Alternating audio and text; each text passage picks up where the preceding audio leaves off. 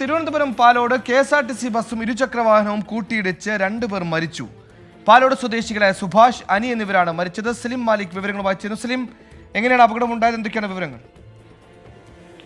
സുഹൈൽ, അല്പസമയം മുൻപാണ് ഈ അപകടമുണ്ടായത്. പാലോട് വെച്ച് കെ.എസ്.ആർ.ടി.സി ബസ്സും ഒപ്പം ഒരു ഇരുചക്ര വാഹനവും തമ്മിൽ കൂട്ടിയിടിക്കുകയായിരുന്നു. പാലോട് സ്വദേശികളായ സുഭാഷ്, അനി എന്നിവരാണ് മരിച്ചത്. ഇവർ ഇരുവരും വീട്ടിലേക്ക് മടങ്ങവെയാണ് ഈ അപകടമുണ്ടായത് എന്നാണ് അറിയുന്നത്.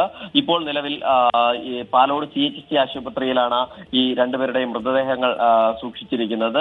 സുഭാഷിന് 55 വയസ്സും അനിക്ക് 50 വയസ്സുമാണുള്ളത്. ഈ അപകടം നടന്ന സ്ഥലം നല്ല റോഡാണ്. അവിടെ രാത്രി സമയം കൂടിയായതുകൊണ്ട് തന്നെ ബസ്സും ഇരുചക്ര വാഹനവും രണ്ടും അത്യാവശ്യം വേഗതയിലായിരുന്നു പോയത് എന്നാണ് നാട്ടുകാർ പറയുന്നത്.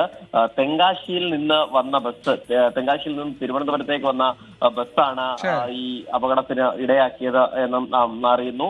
അല്പസമയം മുൻപ് മാത്രമാണ് ഈ അപകടം നടന്നത്. മറ്റ് വിശദാംശങ്ങളൊന്നും ലഭ്യമായിട്ടുമില്ല. സുഹൈൽ, ശരി. റോഡ് സ്മൂത്തായാലും സ്പീഡ് കൂട്ടാതിരിക്കുക. ഇരുചക്രവാഹനവും കെ.എസ്.ആർ.ടി.സി ബസ്സും കൂട്ടിയിടിച്ച് അപകടത്തിൽ 2 പേർ മരിച്ചിരിക്കുന്ന വിശദാംശങ്ങളാണ് സലിം മാലിക് നൽകിയത്.